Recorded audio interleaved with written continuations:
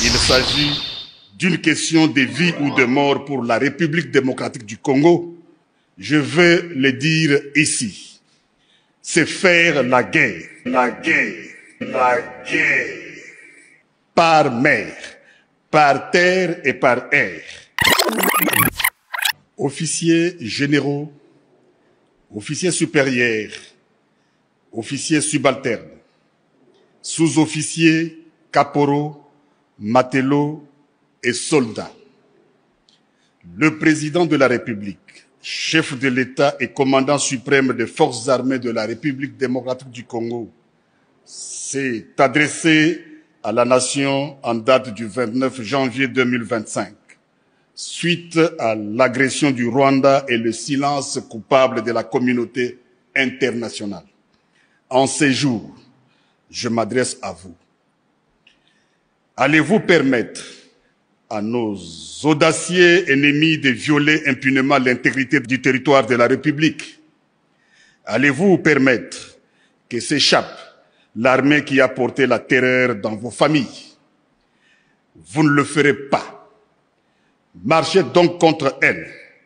Arrachez à son front les territoires actuellement sous son emprise. Votre engagement et la fidélité à votre devise. Ne jamais trahir le Congo. Toutes ces guerres sont causées par la convoitise de nos ennemis. Ces derniers vont venir pour tenter de vous corrompre. Il ne faut donc pas trahir le Congo.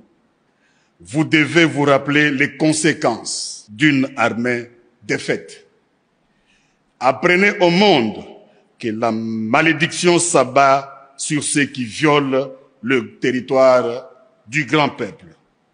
Les résultats de nos efforts ne sera qu'une paix durable. Vaincre sans péril, on triomphe sans gloire. Il n'y a aucun orgueil à tirer d'une victoire facile vis-à-vis de l'ennemi. Pour les services rendus dans cette lutte dans laquelle nous sommes engagés, je vous présente les remerciements du commandant suprême de ma part et du pays tout entier. Ce n'est pas seulement pour aujourd'hui, mais pour tous les temps à venir que nous devons perpétuer pour les enfants de nos enfants, cette grande et libre nation dont nous avons bénéficié toute notre vie. Je vous prie de vous souvenir, non seulement pour moi, mais aussi pour vous, que la nation vaut la peine que l'on se batte pour elle, pour s'assurer un tel joyau inestimable qu'est la République démocratique du Congo. Nous avons devant nous une épreuve de plus pénible, de nombreux et longs mois de lutte et de souffrance. Vous vous demandez quelle est notre politique. Je veux le dire ici. C'est faire la guerre par mer, par terre et par air, de toutes nos forces et avec toute la force que Dieu peut nous donner, de faire la guerre contre la tyrannie monstrueuse, jamais surpassée dans le sombre et lamentable catalogue du crime humain. Telle est notre politique. Il s'agit d'une question de vie ou de mort pour la République démocratique du Congo. Il s'agit particulièrement de savoir si le peuple congolais restera libre ou tombera dans l'esclavage post-colonial. Il ne doit pas y avoir de place dans nos rangs pour les pleurnichards et les lâches, pour les marchands de panique et des déserteurs. Notre peuple ne doit connaître aucune peur au combat et doit se joindre de manière désintéressée à notre guerre patriotique de libération, notre guerre contre les asservisseurs fascistes. Dans la situation actuelle, la crédibilité de notre armée est essentielle. C'est pourquoi vous devez assumer sans faiblesse votre mission constitutionnelle. Défendre les frontières de la République démocratique du Congo, contre toutes les menaces, d'où qu'elles viennent. Vous devez donc faire face aux menaces qui se présenteront dans tous les domaines des conflictualités. Chacun d'entre vous doit se sentir concerné par cette mission. Ici, nous restons debout et nous nous battrons. Il n'y aura pas d'autre retrait. J'ai ordonné donc que tous les plans et instructions concernant un prétendu dialogue avec les terroristes du M23, supplétifs de l'armée rwandaise, soient complètement brûlés, et ce, immédiatement.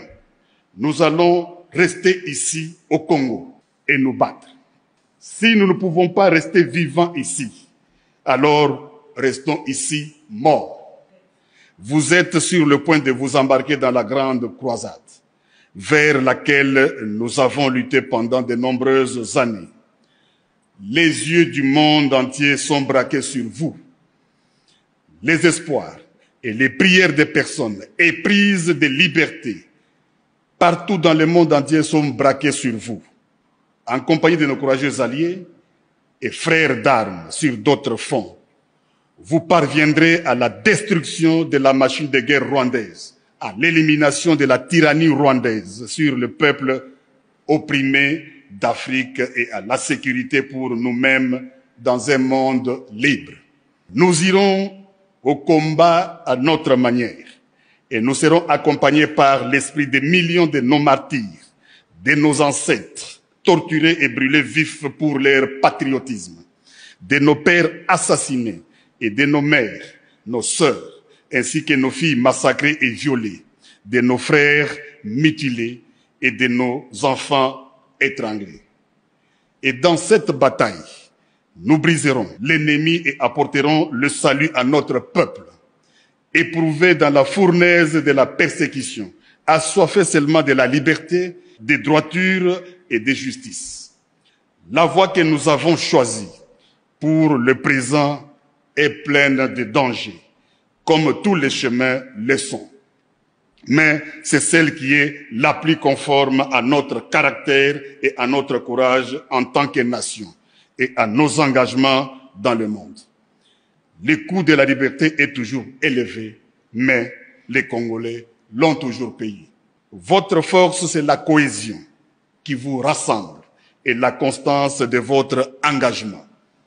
Votre honneur, c'est le respect de la mission pour laquelle vous donnez tout, avec un courage et un enthousiasme qui font l'honneur de notre pays. Votre fierté, c'est de servir la République démocratique du Congo, de la défendre et de la protéger toujours et partout, sous tous les climats et toutes les latitudes. Honneur pour toujours à notre armée et à son commandant suprême. Honneur à notre peuple, que des épreuves terribles n'ont pu réduire ni fléchir. Honneur à la nation congolaise. Honneur aux nations de la SADC, qui ont mêlé leur sang à notre sang, leur peine à nos peines, leur espérance à notre espérance. Et avec eux, nous allons triompher.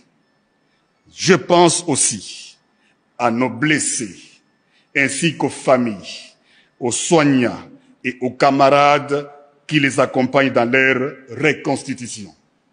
Qu'en notre soutien, tous puisent le courage et la force de continuer à aller de l'avant.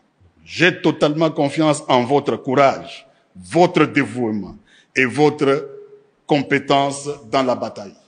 Nous n'accepterons que la victoire totale. La guerre nous imposée injustement sera vaincue et la République démocratique du Congo restera une et